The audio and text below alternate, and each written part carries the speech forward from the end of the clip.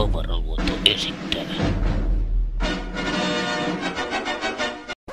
Muutos. Herää ajatuksia.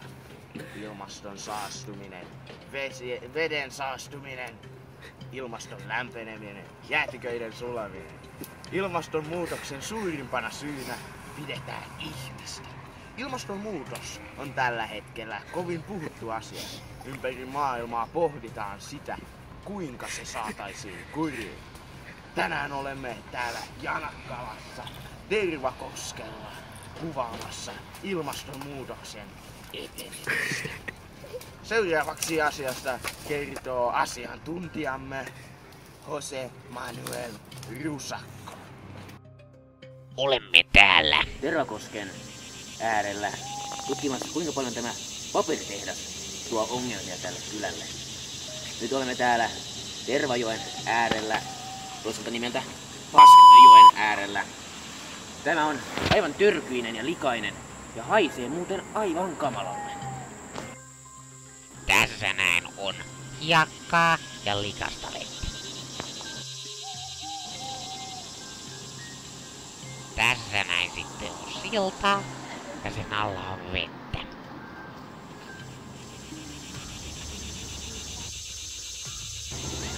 Täällä näin hui sorsia. Ja ton yhden sorsan tuolla noin nimi on Make. Niin, että tuota.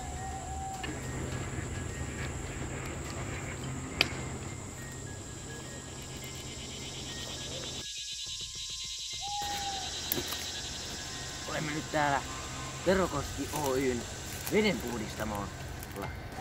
Täällä yritetään puhdistaa tätä Tervakosken jokea, mutta siitä ei tule kyllä... Ne lapset!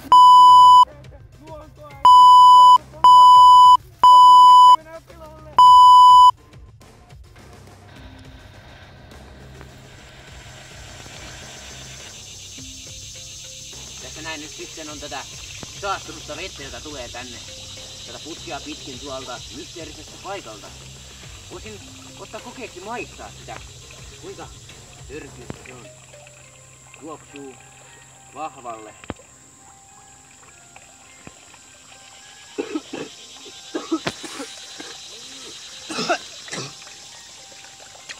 Tämä kyllä eri... Mitä te pojat taas siellä? Nulikka nyt kotimaan sitä omat kavereita! Täällä Tervakosken tammirannalla, jossa on aikamoista joukkomeininkiä. Mutta täällä näin nämä tiet ovat aika saastuneita, kun nämä mopopujat menevät täällä. En saanut edes eilenkään nukuttua, kun ne kuljeskelevat täällä koko aika. Aivan yöllä, keskellä kahta. Silloin ne menevät täällä näin ja täälläkin taas ne. Ei vitsi mikä täällä. Taas ne pojat, ne kaikkokset! Menee hermot noihin. Olemme nyt täällä Tervakosken Alasjärvellä tutkimassa tätä kaunista maisemaa, mikä vielä on kunnossa. Olemme nyt näiden paikallisten hullujen kanssa täällä näin syömässä tätä jäätä, minkä itse metsästimme tuolta.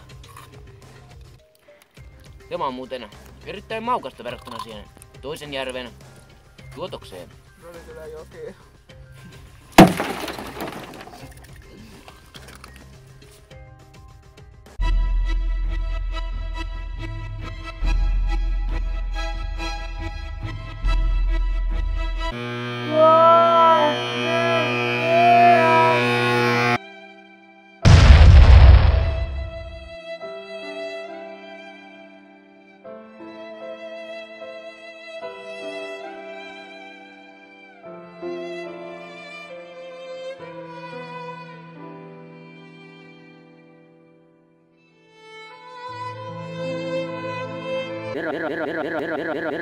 Tervakosken äärellä